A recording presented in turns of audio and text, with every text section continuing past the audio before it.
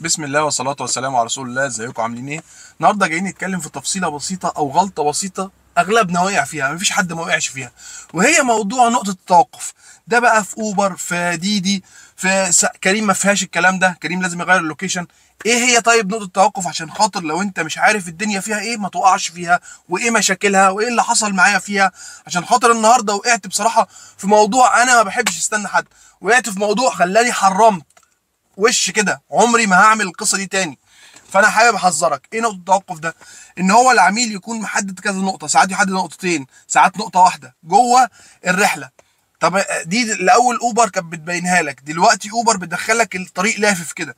فانت تعرفها ازاي؟ مثلا لما اكون جايه لك، لو مثلا الرحله جايه، مثلا الرحله دي انت عارفها ان هي سعرها ليك انت 70 جنيه، 60 جنيه، 50 جنيه، وهي جايه لك اكتر، ممكن تجي لك 70، 75. ده كده كويس لو هو في طريقك مفيش اي مشكله. لكن المشكله ان هو ممكن تروح تجيب حاجه وتستنى ومش عارف تروح حته تاني، وحوار ابن لذينه. فما علينا، ما تحاولش تعملها او ما تاخدش رحلات فيها نقطه توقف. طب في دي بتعرفها ازاي؟ نفس القصه بتاعت اوبر، ان السعر الرحله يكون كبير ورايح مشوار انت عارفه، وما يكونش فيه ريت اللي هو اللي احنا قلنا عليه المره اللي فاتت، طلب زائد.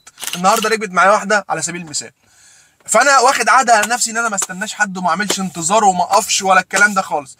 فركبت معايا وديتها مشوار، فاحنا في الطريق معلش بص انا هحدد نقطه تانية عشان خاطر انا هشتري حاجه وبعد كده قلت لها لا انا معلش حضرتك حددت نقطه واحده وانا ما بستناش حد، عشان حضرتك داخل اشتري حاجه اكيد استني. بتقولي لي مش عارف قد كده، استني نص ساعه، ساعه.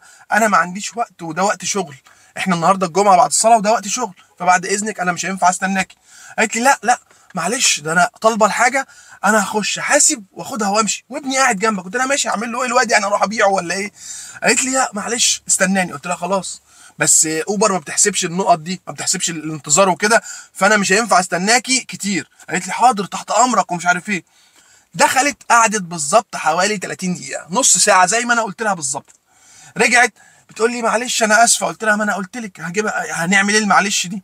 المهم يعني، فراح وصلتها والدنيا تمام، المشوار كان قريب، بيتها كان قريب. بدوس الحساب طلع لي 127 جنيه. فقلت لها 127 جنيه، بتشخلل بقى وجايبه ال 2 جنيه وجايبه 127 جنيه، بتقول لي خد. قلت لها طب ماشي، ده كده حساب اوبر. حساب الانتظار اللي انا انتظرته لك النص ساعه دي، مين اللي هيحاسب عليه؟ الوليه بتدي لي الفلوس وبتضحك والدنيا تمام وزي الفل ومفيش اي مشكله. رحت انا بصيت لها كده قلت لها طب ماشي، ده حساب اوبر، حساب انا فين بقى بتاع الانتظار ال 30 دقيقه؟ مين اللي هيحاسبني عليهم؟ يعني تحس ان هي ايه، بص وشها كشر وبصت لي. فجأة يا خالد النور اللي في وشه ده طفى، أعوذ بالله، والنسر اللي على قومته ده طار، ولا أنت مالكش فلوس عندي. وراحت ايه بتقول لي طب حضرتك عاوز ايه؟ قلت لها بصي اللي تقدريه، انا استنيت نص ساعه وانا غلطان، انا ما بستناش حد.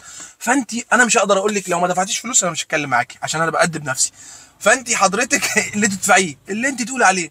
راحت مطلعه 50 جنيه وراح مديهاني وبتقول لي بعد كده ابقى اتكلم باسلوب احسن من كده. قلت لها حضرتك انا اتكلمت بايه؟ انا بقول لك ده حساب اوبر وانا حساب الانتظار، عشان اوبر ما بتحسبش انتظار.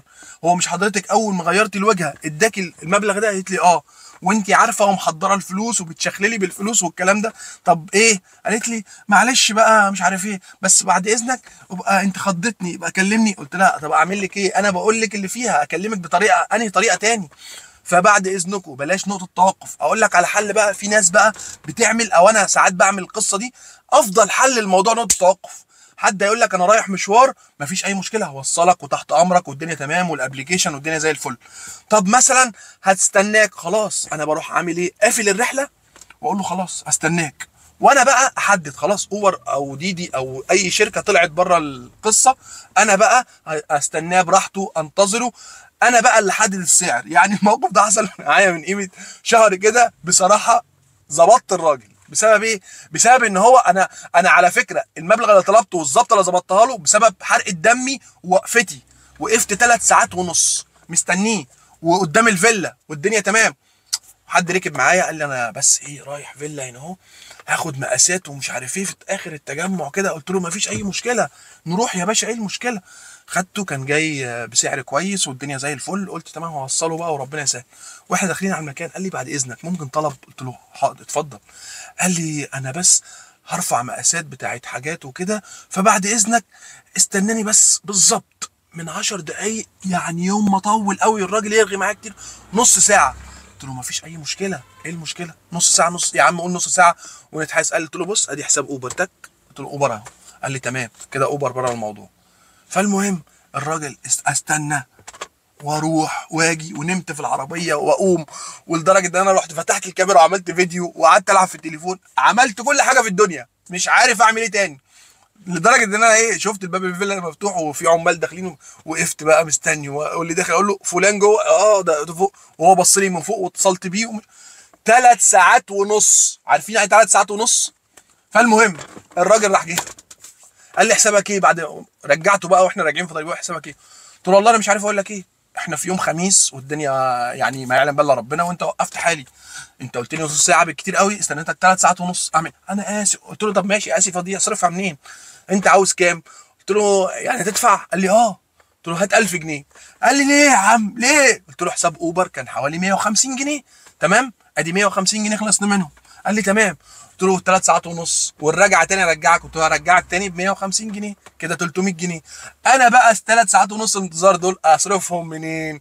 يمين شمال مش عارف ايه، الراجل قاعد يتشقلب ويحكي كتير ويحكي قليل، في الاخر دفع 900 جنيه. قلت له يلا. بس انا ارتحت ليه؟ والله ما كان في دماغي موضوع الفلوس، بس انا يعني ايه عشان ما يكررهاش تاني. 3 ساعات ونص حرام. ايه يا عم احنا ملناش بيوت، ملناش يعني الواحد مش عاوز يشتغل، مش عاوز يروح، مش عاوز يجي. ايه يا عم الرابطه 3 ساعات ونص في ايه؟ وانا مش عارف هو هيخلص التوتر والموضوع كله ان انا مش عارف هيخلص امتى.